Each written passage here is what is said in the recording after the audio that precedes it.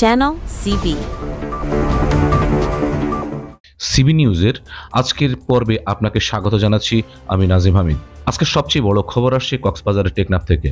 সেখানে এক শ্বাসরুদ্ধকর যৌথ অভিযানে মানব পাচারকারীদের গোপন আস্তানা থেকে নারী, শিশু সহ ৩৯ জনকে উদ্ধার করেছে বাংলাদেশ কোস্টগার্ড ও নৌবাহিনী। কক্সবাজারের টেকনাফের বাহারছড়া ইউনিয়নের দুর্গম পাহাড়ে দীর্ঘদিন ধরে একটি চক্র নিরীহ মানুষদের আটকে রেখেছিল। তাদের উদ্দেশ্য ছিল সমুদ্র পথে মালয়েশিয়া এবং দক্ষিণের অন্যান্য দেশে পাচার করা। এমন এক গোয়েন্দা তথ্যের ভিত্তিতে শুক্রবার ভোরে একযোগে অভিযান চালায় বাংলাদেশ কোস্টগার্ড ও নৌবাহিনীর সদস্যরা।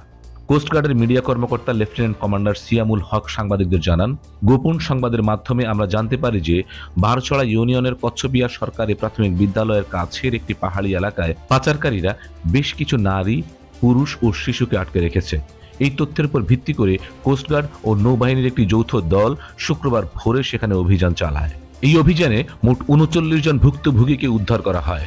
তাদের মধ্যে রয়েছে ১৮ জন নারী, ১২ জন পুরুষ এবং ৯টি শিশু। অভিযানের সময় ঘটনাস্থল থেকে সন্দেহভাজন ২ পাচারকারীকেও আটক করা হয়েছে।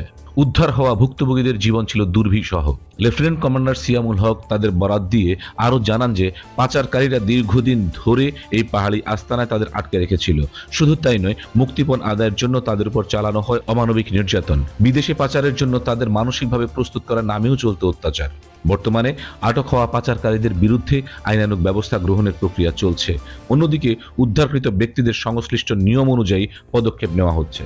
কোস্টগার্ডের পক্ষ থেকে জানানো হয়েছে, মানব পাচার এবং অন্যান্য সব ধরনের অবৈধ কার্যকলাপ বন্ধ করতে এই ধরনের অভিযান ভবিষ্যতে অব্যাহত থাকবে। উল্লেখ্য, এটি প্রথম অভিযান নয়।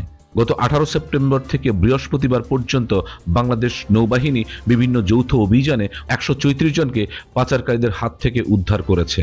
প্রিয় দর্শক, আজকের মতো এই ছিল সর্বশেষ খবর। টেকনাফের এই ঘটনা প্রমাণ করে যে আমাদের আইনশৃঙ্খলা রক্ষাকারী বাহিনী মানব পাচারের মতো জঘন্য অপরাধ দমনে কতটা তৎপর। আমরা আশা করি ভুক্তভোগীরা দ্রুতই তাদের পরিবারের কাছে ফিরে যেতে পারবেন। এই বিষয়ে আপনার মতামত কি তা আমাদের কমেন্ট বক্সে জানাতে ভুলবেন না। ভিডিওটি ভালো লাগলে লাইক ও শেয়ার করুন এবং আমাদের চ্যানেলটি সাবস্ক্রাইব করে সবসময় আমাদের পাশে কথা হবে অন্য কোনো ভিডিওতে, অন্য কোনো বিষয়ে। ধন্যবাদ সবাইকে। Subscribe now for daily news and updates.